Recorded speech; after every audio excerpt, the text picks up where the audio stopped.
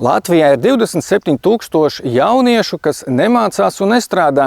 Tā ir valsts problēma, bet arī tas ir noteikts rādītājs labklājības, jo viņu vecāki ir spējīgi uzturēt šos jauniešus, un savukārt jaunieši jūtās ērti un nepiespiesti dzīvojot uz vecāku rēķina. Otrs, mūsdienu mača lates un woke jaunieši primāri nevar atbildēt uz jautājumu, ko tu vēlies, jo visam ir jābūt ar labu vaibu un feels good. Tie neatzīst, ka ceļš uz rezultātu ir garš un grūts, garlaicīgs un bieži nepateicīgs. Neviens to šiem bērniem nepastāsta.